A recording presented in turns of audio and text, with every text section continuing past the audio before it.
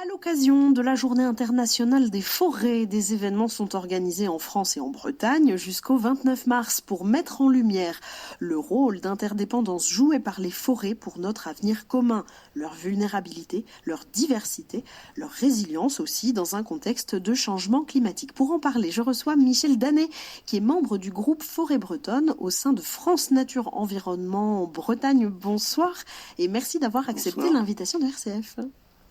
Le mouvement France Nature Environnement, ce sont près de 6000 associations de protection de la nature présentes sur tout le territoire.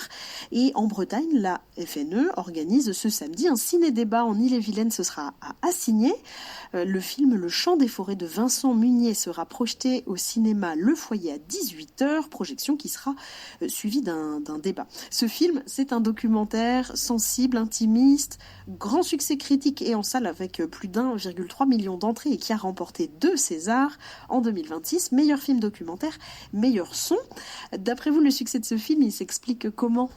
Oh, c'est à la fois le génie des auteurs, si j'ose dire, et puis le fait que ça répond à une attente de la société. Il faut dire qu'aujourd'hui, la forêt, c'est quelque chose. Il y a un aspect un peu mythique, si vous voulez, dans un univers où les gens sont de plus en plus perdus dans l'urbain et dans les infrastructures, dans l'artificiel. La forêt est un peu là où on va se ressourcer, quoi, là où on retrouve le contact avec la nature. Vous, la forêt, vous la connaissez bien, Michel Danet ? Je la connais pas mal, oui, parce que j'y ai été très tôt. Hein. C'est un peu une de mes passions de se trouver dans la nature et en particulier dans la forêt qui est un peu la quintessence finalement de la nature.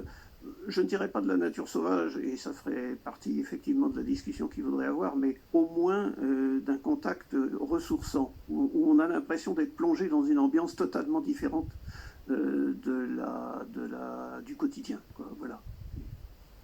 La projection du Chant des forêts qui sera suivie d'un temps d'échange, l'occasion de présenter aussi le travail mené par France Nature Environnement sur la forêt bretonne, puisque on va y venir. France Nature Environnement a entamé un travail sur la forêt sur les 6 dernières années, avec la création en 2021 d'un groupe de travail forêt bretonne, la publication d'un manifeste pour la forêt bretonne en 2022, plus récemment une note sur la biodiversité des forêts en Bretagne en 2025. Alors peut-être pour commencer, on peut dresser le portrait de la forêt bretonne, quels sont ses grands massifs historiques et puis comment va-t-elle cette forêt bretonne ? Est-ce qu'elle va bien ?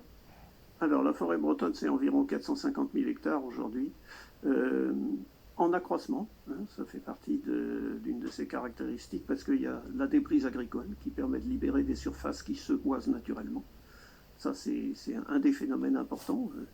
Et bon, dire qu'elle va bien, on pourrait en reparler longuement. Hein. Le fait est qu'elle a subi énormément de transformations depuis le XVIIIe siècle en particulier. Au XXe siècle, il y a eu énormément de plantations, donc là on pourra en reparler, mais ça a modifié un peu la composition de la forêt.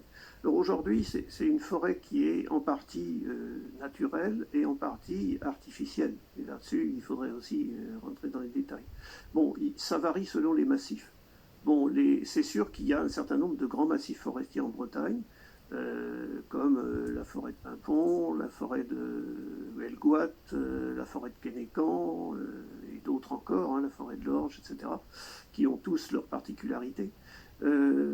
Mais globalement, l'une des caractéristiques de la forêt bretonne, c'est d'être quand même limitée en surface, parce que les 450 000 hectares, ça représente maximum 16%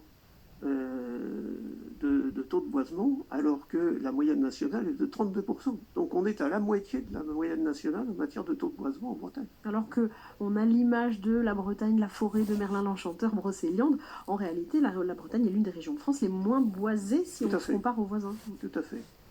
Et bon, c'est dû à certainement une historique spécifique à la Bretagne avec un investissement rural très important, une population extrêmement disséminée, puisque finalement on peut guère aller quelque part en campagne en Bretagne sans trouver des hameaux, des villages, etc.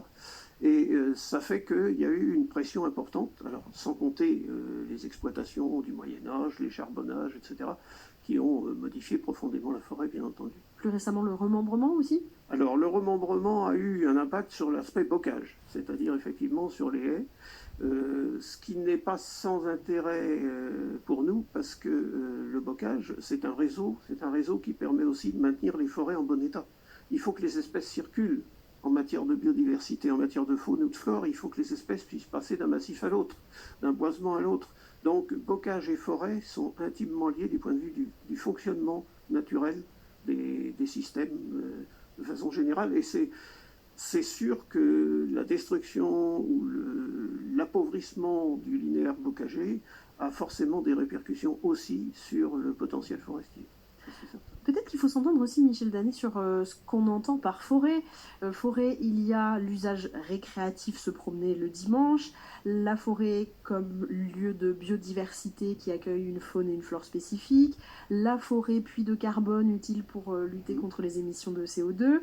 La forêt, c'est aussi un gisement à exploiter par de nombreux propriétaires privés sur des parcelles, parfois en monoculture de résineux. Et la forêt bretonne, elle est très concernée par cette culture aussi Oui, à des fins d'exploitation. C'est ça aussi la forêt. Tout ce que vous venez de décliner, en fait, ça définit un peu ce que les forestiers aiment bien appeler la multifonctionnalité de la forêt. C'est-à-dire, en fait, la forêt a de multiples fonctions et on pourrait en rajouter la protection des filtrages de l'eau contre les pollutions, l'épuration de l'air, le tamponnement du climat à l'échelle locale, etc.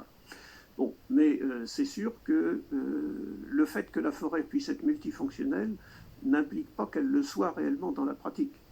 Et il faut être conscient qu'au début du XXe siècle et jusqu'à peu près la première moitié du XXe siècle, on a énormément modifié la forêt avec des aides de l'État, les aides de ce qu'on appelait le Fonds forestier national, et on a fait des plantations monospécifiques, c'est-à-dire constituées d'une seule espèce. C'est une monoculture, ce sont des cultures d'arbres. Donc on a profondément modifié certains massifs forestiers avec ces cultures d'arbres, en ne tenant aucun compte du reste des fonctions. On a misé essentiellement sur la forêt comme productrice de bois. Et aujourd'hui encore, une bonne partie du monde forestier ne voit finalement la forêt essentiellement que comme production de bois. Ce qui explique aussi le choix de certaines essences, des espèces à croissance rapide, qui sont censées s'adapter même à des sols pauvres dans certains cas, et puis qui puissent être récoltées relativement rapidement, donc à 50, 60, 70 ans, alors que les espèces indigènes de nos forêts bretonnes, qui sont des feuillus, comme le chêne, le hêtre, bien d'autres espèces, le merisier, etc., sont des espèces à croissance relativement lente. Et elles sont de bonne qualité, ce sont des bois de bonne qualité. Mais par contre, il faut attendre 100, 150, voire 200 ans pour les récolter. On peut quand même dire en Bretagne, donc les 3/4 des forêts sont en feuillus, ce qui n'est pas le cas dans d'autres régions françaises. C'est très variable selon les régions. Et évidemment, si on s'adresse à l'Aquitaine, par exemple, là, la proportion n'est pas la même, puisque ce sont des cultures à grande échelle de pin maritime en l'occurrence. Le pin maritime qui est également très présent en Bretagne, hein, et entre autres parce qu'il a été planté, mais aussi parce que c'est un excellent colonisateur. Donc ce pionnier s'est disséminé spontanément, non seulement dans les forêts feuillues, mais dans d'autres milieux comme les landes, par exemple. Ce qui ne nous facilite pas le travail en matière de protection contre les incendies. Mais ça, on pourrait y revenir. On y reviendra, parce que c'est très lié au réchauffement climatique. Ça fait partie quand même des espèces introduites. Hein. Donc, on a un certain nombre d'espèces comme ça, exotiques, qui ne sont pas du tout originaires de la région, qui viennent d'autres parties du monde, qui, depuis 150-200 ans, ont été introduites systématiquement dans les forêts bretonnes. Avec les inconvénients qui sont les leurs, c'est-à-dire que ce sont des espèces qui sont introduites seules, mais pas avec tout le cortège faune-flore qui va avec. Tandis qu'un chêne pédonculé, par exemple, c'est extraordinaire. Vous avez des myriades d'insectes, d'oiseaux, de toutes choses qui vont avec, des petites mousses, des lichens, etc. Il est parfaitement adapté au climat breton, il se développe très bien, le chêne sicile aussi, le hêtre aussi. Si vous introduisez une espèce qui vient d'Amérique du Nord ou d'Asie du Sud-Est, vous n'avez pas tout ça. Donc, en fait, vous appauvrissez la forêt. Et c'est toute la différence entre les arbres indigènes et les arbres exotiques. Ça, c'est un des aspects qui a été abordée, travaillée par ce groupe Forêt de France Nature Environnement en Bretagne dont vous faites partie, Michel Danet. Est-ce que vous pouvez nous redonner le contexte dans lequel ce groupe s'est créé? Quels sont ses objectifs? Comment il a travaillé? Alors, la création du groupe Forêt Bretonne, c'est une émanation de quelques bonnes volontés, en fait, qui sont des membres d'associations de France Nature Environnement, puisque France Nature Environnement est une fédération. Et la fédération bretonne France Nature Environnement avait besoin de développer un peu cet aspect forêt à travers l'activité de ces associations. Et pour cela, il faut avoir un soutien, enfin, je dirais une compétence technique. Parce qu'effectivement, le monde forestier, c'est une chose un peu à part, hein, avec des problématiques spécifiques, et puis ça fait appel à des connaissances particulières. Donc, nous nous sommes rassemblés à quelques-uns. Nous avions tous une passion pour l'environnement et la forêt. Nous étions membres d'associations. Et il y a quelques années, on a décidé de créer ce groupe Forêt Bretonne dans l'idée d'apporter à France Nature Environnement Bretagne une sorte d'accompagnement technico-scientifique pour lui permettre de faire des prises de position, d'alimenter ses prises de position publiques et même ses actions, et à travers ça, irriguer toutes les associations membres de connaissances qui soient, je dirais, fondées, solides et argumentées. Alors, il y a eu ce manifeste pour la forêt bretonne en 2022, dans lequel France Nature Environnement défend cette idée de la forêt comme bien commun. Qu'est-ce qu'elle recoupe, cette notion du bien commun? C'est une notion très intéressante parce que elle peut permettre d'écarter un certain nombre d'erreurs. Le bien commun, je dirais dans la signification la plus répandue, la plus acceptée, c'est en fait l'intérêt général, en quelque sorte. Ce n'est pas la propriété commune, parce qu'il faut bien faire différence entre la propriété et la notion d'usage et de bénéfice pour la collectivité, mais on peut toucher du doigt en quelque sorte l'intérêt de ce qu'est un bien commun lorsqu'on parle de ce qu'on appelle les services écosystémiques, c'est-à-dire les services que la forêt rend à la société. Elle rend des services évidents quand elle protège l'eau, quand elle tamponne le climat, quand elle absorbe le carbone, etc. Finalement, tout ce que fait la forêt, quelque part, derrière, il y a des services rendus. Et ces services rendus, eh bien, ce sont des services rendus à la collectivité en général. Et c'est là qu'on touche la notion de bien commun à travers les fonctionnalités. Et en regard de ce que vous nous dites, 90% de la surface forestière en Bretagne est détenue par 124 000 propriétaires privés. Ça fait beaucoup. Mais il y a aussi quelques forêts publiques. C'est bien ou c'est pas bien les propriétaires privés d'après vous alors? Ah, je n'ai rien contre les propriétaires privés. Le groupe Forêt Bretonne s'adresse à tout le monde, aussi bien l'Office national des forêts qui représente l'État, c'est-à-dire nous tous, que les propriétaires familiaux ou individuels de forêts. Mais effectivement, une spécificité de la région bretonne en matière forestière, c'est aussi le pourcentage de forêts privées. C'est en gros 90%. Hein. Et ça veut dire qu'on a une multitude d'interlocuteurs qui ont chacun un peu leurs prérogatives, leurs conceptions. C'est pas une catégorie sociologique, hein, les propriétaires forestiers. Hein. C'est très hétérogène. On trouve vraiment de tout. On trouve des petits propriétaires, on trouve des gros propriétaires, on trouve des propriétaires qui misent tout sur la production de bois, d'autres qui sont finalement plus enclins à voir leur forêt comme un patrimoine à conserver et qui ne cherchent pas forcément à produire. On trouve tous les extrêmes et tout ce qu'il y a entre les extrêmes. Alors, la France Nature Environnement est par exemple pour l'interdiction des coupes rases afin de maintenir une forêt dense pluristratifiée.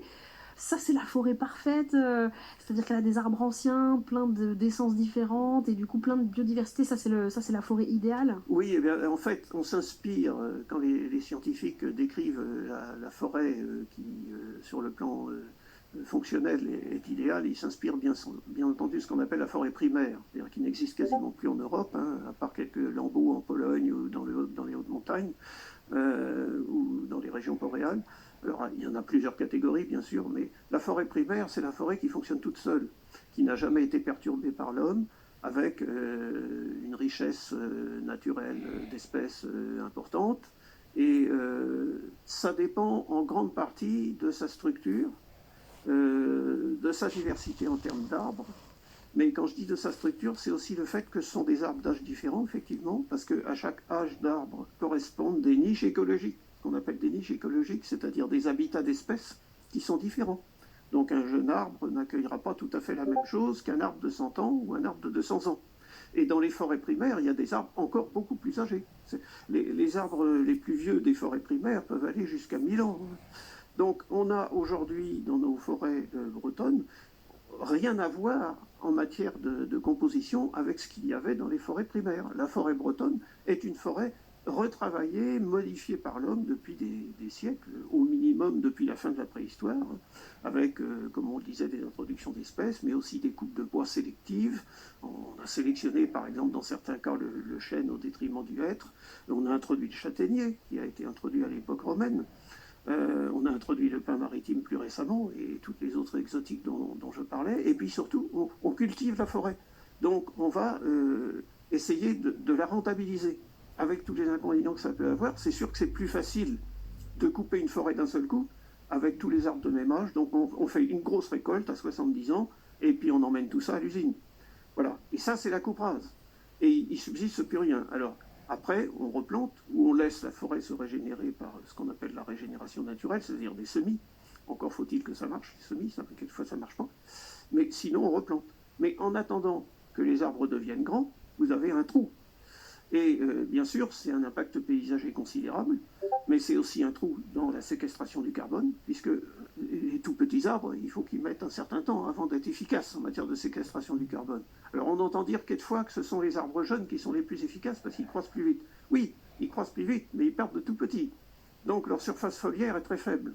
Et quand on compare aux arbres âgés de 90, 100 ou 150 ans, ça n'a rien à voir. Les arbres âgés sont les plus efficaces en matière de séquestration carbone. De la même façon que pour la faune et la flore, la biodiversité d'un petit arbre d'1 mètre, ça n'a rien à voir avec la biodiversité d'un majestueux chêne de 150 ans.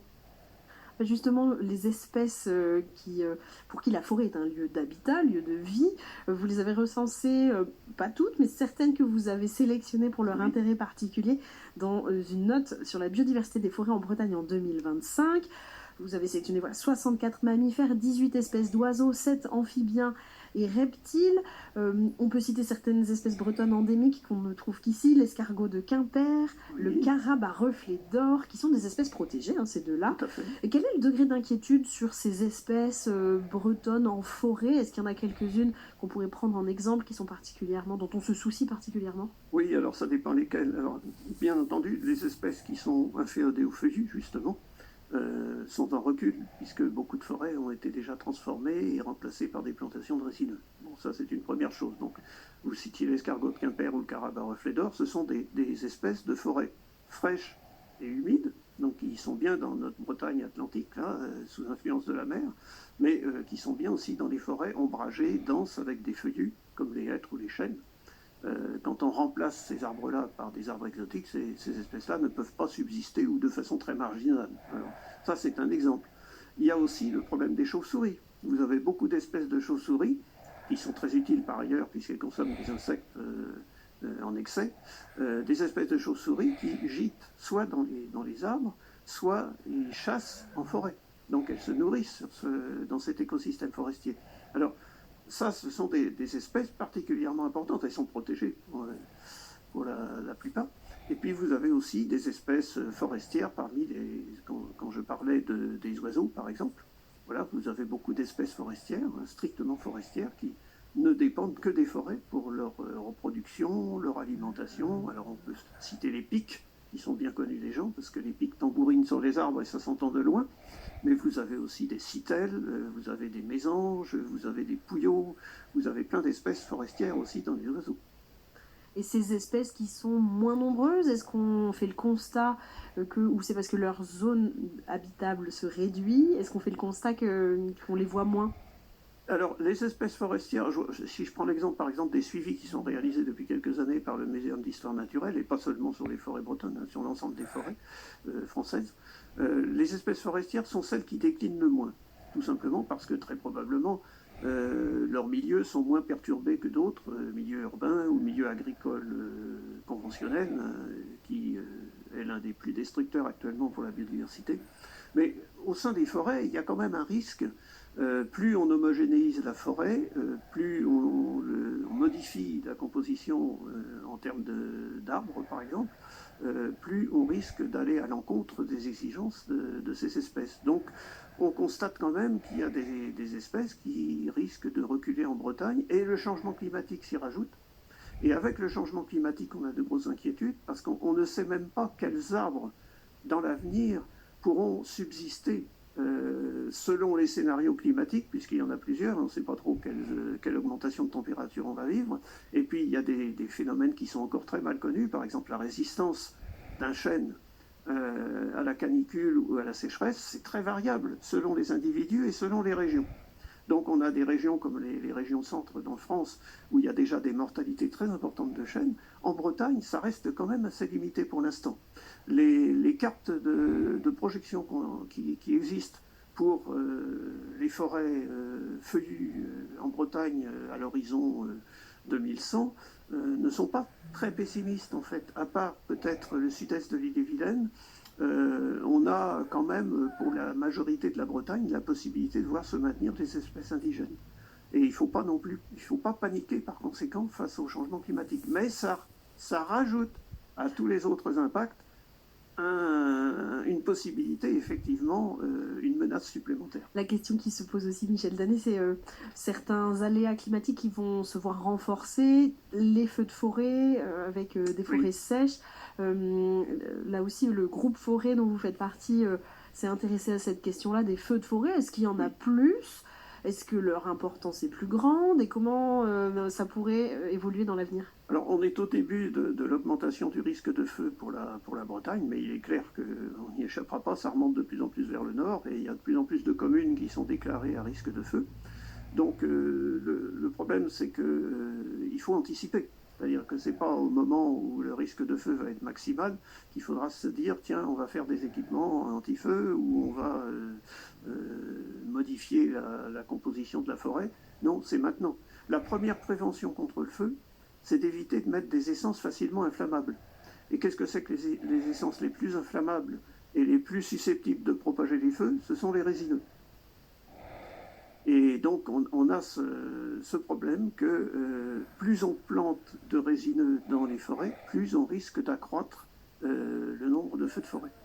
Donc il y a là un défi pour les forestiers, c'est-à-dire qu'on ne doit pas se contenter de faire des bassins de stockage d'eau pour prévenir les incendies, de multiplier les traitements de lisières pour éviter des lisières qui soient facilement combustibles, mais il faut se rendre compte aussi que la forêt est plus ou moins apte à faire office de combustible. Une forêt qui est très dense, du sol jusqu'au sommet, avec beaucoup de buissons, avec une température, une hygrométrie tamponnée, est beaucoup moins vulnérable au feu. Elle sera beaucoup moins favorable à la propagation des feux. Et ça a été démontré sur des massifs forestiers anciens, même aux États-Unis, on a des références là-dessus. Donc, il faut peut-être débroussailler en bordure, au contact de l'habitat, par exemple, parce que les habitats humains, malheureusement, génèrent souvent des risques d'incendie, mais il ne faut surtout pas débroussailler dans les cœurs de forêt. Voilà, donc on a un défi là, non seulement dans la composition de la forêt, mais aussi dans le traitement sylvicole, qui doit être pris en compte par les forestiers. La discussion, on pourrait la poursuivre longtemps, Michel Danet. Il faudra aller au ciné-débat qui est organisé à Assigné ce samedi à 18h avec la projection du film Le silence des forêts. Peut-être une dernière question en une minute. Parmi les propositions que formule France Nature Environnement, atteindre au moins 10% des forêts bretonnes en zone de protection forte à l'horizon 2030. Est-ce que c'est ce type de levier qu'il faut activer? Qu'est-ce qui freine pour les déployer, ces leviers? Alors, l'un des freins principaux, c'est tout simplement que les principaux acteurs forestiers et propriétaires de forêts souhaitent avant tout avoir la main sur leur patrimoine et ne pas ne pas accepter trop de contraintes sur leur façon de la gérer. Donc ça, évidemment, ça peut se comprendre d'un certain côté. Mais quand on ne veut pas de contraintes, on n'en tire pas forcément non plus l'essentiel des bénéfices. Et la société a besoin de forêts qui soient protégées. Donc nous, on demande effectivement 10% de zones de protection forte dans la forêt à l'horizon 2030. On est en 2026, il ne restait plus beaucoup de temps, sachant qu'on est aujourd'hui à environ 1% de zones de protection forte. Donc vous vous rendez compte du travail qu'il y a à faire. Et ces zones de protection forte permettraient d'écarter toute transformation nocive à l'écosystème forestier et de conserver justement la biodiversité dont on parlait. Alors, une petite précision qu'on peut apporter aussi, c'est qu'il faut penser non seulement protection, mais aussi restauration des forêts. Et très prochainement, au niveau national, va être décliné un règlement européen sur la restauration des habitats. Et on espère à France Nature Environnement qu'un certain nombre d'acteurs forestiers vont se saisir de cette opportunité pour commencer à restaurer ce qui a été dégradé. Merci Michel Danet, je rappelle vous êtes membre du groupe Forêt Bretonne au sein de France Nature Environnement Bretagne qui organise ce samedi un ciné-débat à Assigné en Ille-et-Vilaine, le chant des forêts de Vincent Munier projeté au cinéma Le Foyer à 18h, projection qui sera suivie d'un débat. Merci beaucoup.